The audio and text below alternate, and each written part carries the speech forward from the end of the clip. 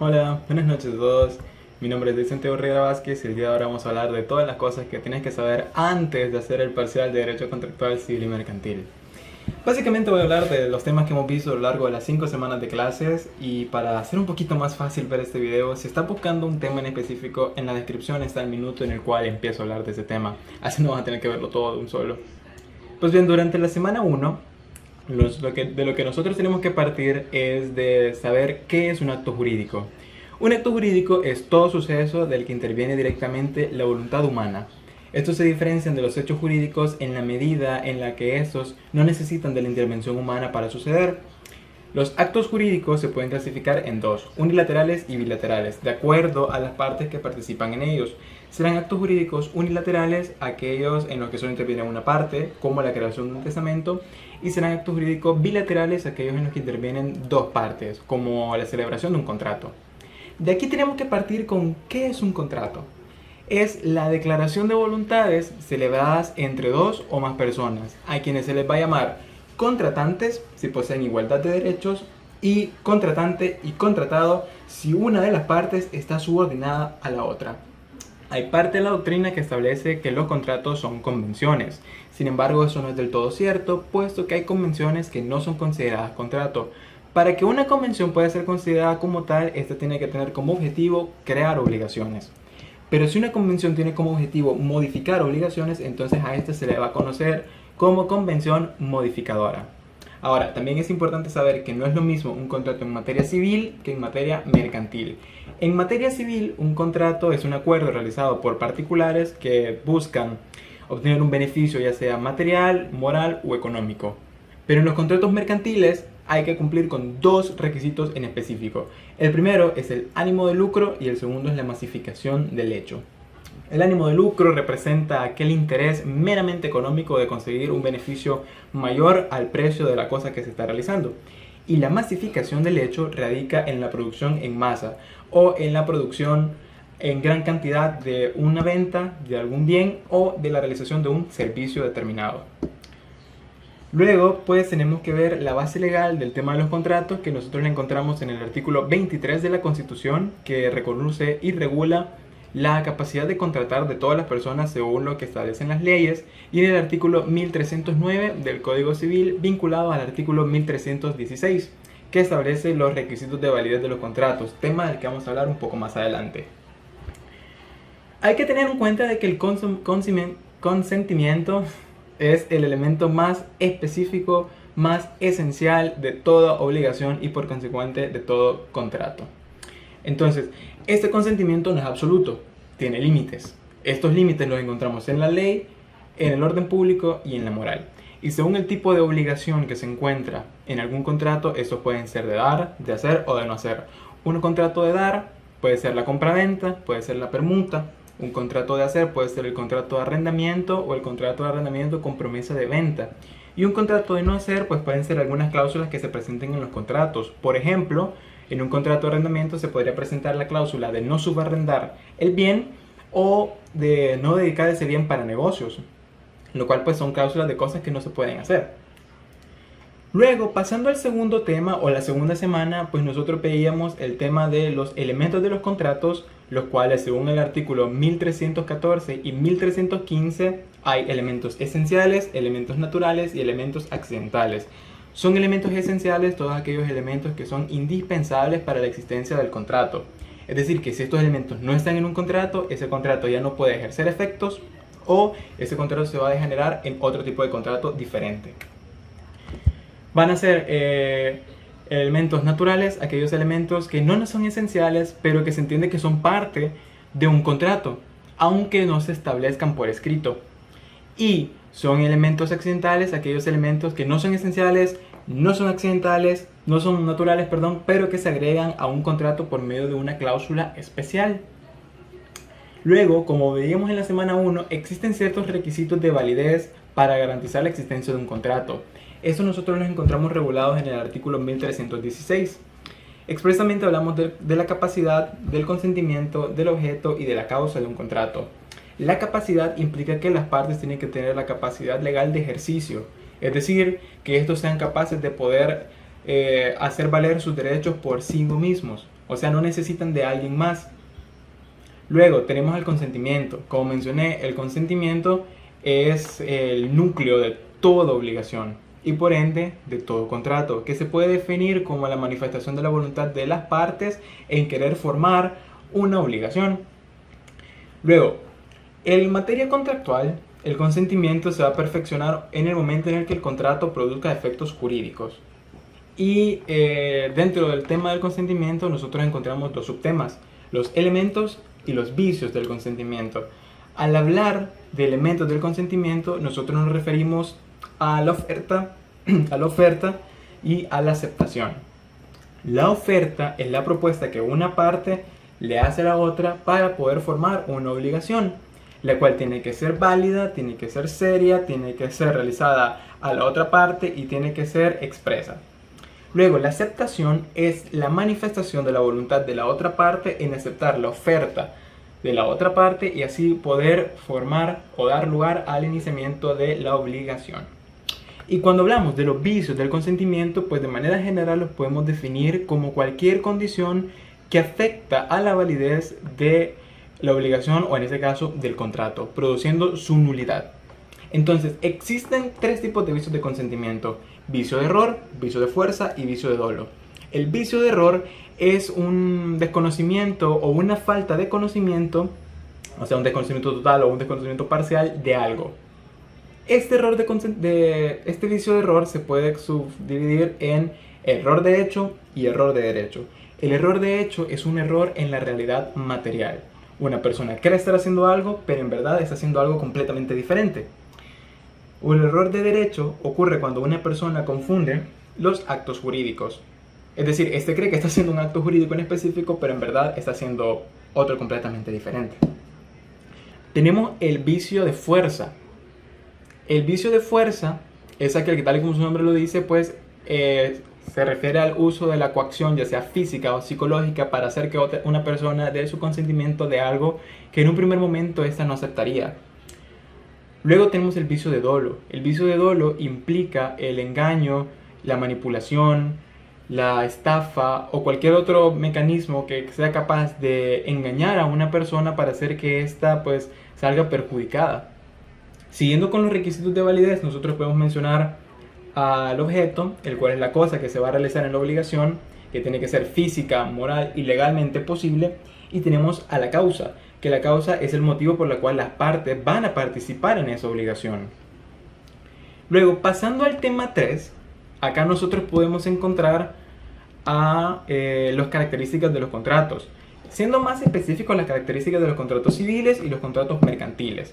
Las características de los contratos civiles es que estos pues producen obligaciones equivalentes y recíprocas para las partes, y estos contratos están vinculados. Quiere decir que lo que para una de las partes es objeto, para la otra va a ser causa, y si una de las obligaciones se invalida, la otra también se va a invalidar. Y los contratos civiles se dejan de producir efectos una vez que estos han sido celebrados. Por su parte, los contratos mercantiles, pues estos crean un ente jurídico nuevo. Estos no están vinculados, o implica que lo que para una parte es causa no va a ser objeto para la otra, lo que significa que si una de las obligaciones se invalida, no necesariamente se va a invalidar la segunda. Y eso que también significa que los contratos mercantiles no necesariamente van a agotarse después de haber producido efectos. Estos podrían seguir existiendo después de ello. Luego, pasando a la semana 4, nosotros acá veíamos el tema de la clasificación de las obligaciones. Entre los artículos 1310 al 1314, nosotros podemos encontrar la clasificación de los contratos según ciertos criterios. Según las partes que se obligan, un contrato puede ser unilateral, bilateral o multilateral. Va a ser unilateral cuando solo una de las partes resulta obligada, como por ejemplo ocurre en las donaciones o en el contrato de mutuo. Un contrato va a ser bilateral cuando las dos partes son obligadas, como ocurre por ejemplo en la compraventa. Y un contrato va a ser multilateral cuando haya más de dos partes obligadas. Es decir, esto ocurre en los casos de los contratos de sociedad de personas, regulado en el artículo 17 del Código Mercantil. Luego, la segunda clasificación es según la utilidad que los contratos reportan, que estos pueden ser contratos gratuitos o contratos onerosos. Un contrato va a ser gratuito cuando el beneficio del contrato vaya a ser para una persona y la obligación va a ser para la otra persona, como ocurre en el caso del comodato gratuito. Y los contratos onerosos son aquellos contratos en los que tanto la obligación como el beneficio van a ser equivalentes para las dos personas, como ocurre con el mutuo con interés o en la compraventa. De los contratos onerosos se desprende otra subclasificación, que son los contratos conmutativos y alternativos. Un contrato es conmutativo cuando o más bien cuando las prestaciones de se conocen desde el momento que ese contrato se celebra, como ocurre en una compraventa. Ya se sabe qué es lo que vamos a obtener, ya se sabe qué es lo que vamos a pagar. Pero los contratos alternativos son aquellos en los que las prestaciones no se conocen al momento de celebrar el contrato, porque estas dependen de un hecho futuro e incierto. Luego, la cuarta clasificación es según a cómo los contratos existen. Estos pueden llegar a ser principales o accesorios. Un contrato principal es aquel que no depende de ningún otro contrato para su validez o para garantizar su cumplimiento. Mientras que un contrato accesorio es aquel que existe para garantizar el cumplimiento del contrato principal. Por ejemplo, un contrato principal es una compraventa, por ejemplo, y un contrato accesorio es un contrato de hipoteca. El contrato accesorio va a tener la suerte del contrato principal, es decir, si el contrato principal se cumple, el contrato accesorio también se cumple. Pero si el contrato principal queda declarado como nulo, el contrato accesorio también va a ser declarado nulo. Y finalmente, según la forma en cómo estos se perfeccionan, los contratos pueden ser reales, solemnes o consensuales. Un contrato es real cuando para que se perfeccione se necesita que se haga la tradición del objeto. La tradición es un modo de adquirir en el cual el dominio de una cosa pasa a manos de otra. Entonces, un ejemplo de un contrato real puede ser una compraventa o una permuta. Los contratos consensuales son aquellos que únicamente necesitan como requisito de validez que las partes presenten su consentimiento. Como por ejemplo en la compraventa, en la permuta, en el mutuo, en la gran mayoría de los contratos. Y luego un contrato solemne es aquel que para poder ser realizado, para poder ser perfeccionado, necesita que se cumplan con todas las formalidades establecidas en la ley, como por ejemplo la compraventa de un inmueble. Porque nosotros sabemos que una compraventa puede ser más informal, puede ser algo que se realice entre dos personas. Tú me das esto, yo te pago esto. Pero la compraventa de un inmueble tiene una serie de pasos y formalidades a seguir, de las cuales si no se cumplen, el contrato no va a ser válido. Y luego en la quinta y última semana nosotros tenemos el tema de la interpretación de los contratos. De manera general, interpretar un contrato consiste en conocer los términos y las cláusulas de un contrato, para así poder expresar cuál va a ser el alcance de los derechos y las obligaciones que emanan de este. Este es un deber que realiza un juez a petición de las partes que han realizado el contrato cuando éste ha presentado algún litigio. Y pues bueno, en estos casos el juez tiene que hacer dos labores, una labor de interpretación y una labor de calificación. La labor de interpretación consiste en interpretar o más bien determinar cuál es el interés con el que las partes han realizado ese contrato, criterio que es muy importante, y luego va a calificar ese interés en algún tipo contractual legalmente establecido. Ahora, según el artículo 1431 al 1437 se encuentran ciertas reglas, son 7 para ser específico, reglas de cómo interpretar los contratos. La primera de esas reglas es la regla de la voluntad interna. Esa regla implica que desde el momento en el que se conoce cuál es la voluntad de las partes, nos vamos a pegar más a eso que a lo que establece literalmente el contrato. Esta regla se aplica en aquellos contratos que están mal elaborados, que las cláusulas son ambiguas, son oscuras o no se pueden interpretar. Porque esto es muy importante. Un contrato solamente se va a interpretar cuando sus cláusulas o los acuerdos a los que hayan llegado las partes sean ambiguos, sean oscuros, sean incompatibles con sus voluntades o no se puedan vincular a la naturaleza del contrato. Entonces, según esta regla, una vez que ya se sabe cuál es la voluntad de las partes, nos vamos a pegar únicamente a esto y no al contrato en sí, porque se sabe que el contrato está mal hecho. Luego, la segunda regla es la regla de interpretación restrictiva. Implica que vamos a limitar las cláusulas del contrato y nos vamos a centrar solamente en aplicar aquellas que se pueden vincular a la materia del contrato.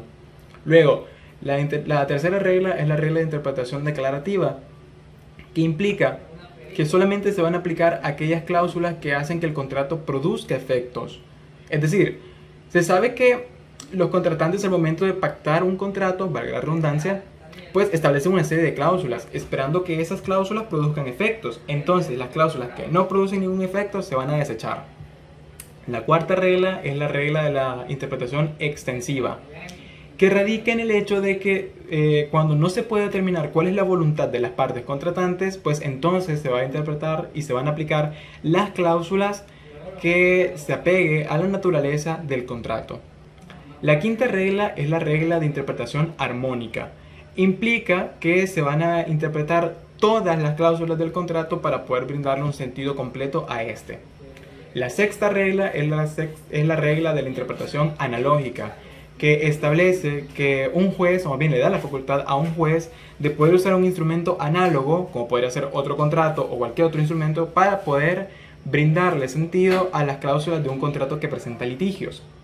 Luego, la séptima y última regla es la regla de cláusulas ambiguas, que esta establece que en aquellos supuestos en los que no se puede aplicar ninguna de las 6 reglas anteriores, existen dos parámetros.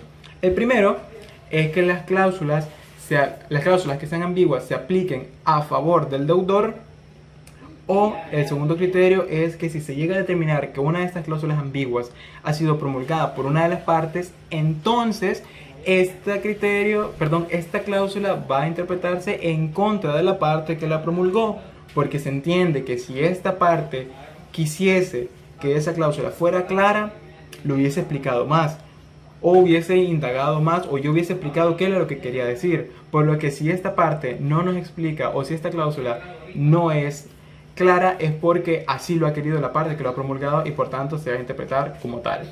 Y eso es todo lo que hay que saber antes de hacer el parcial de contractual.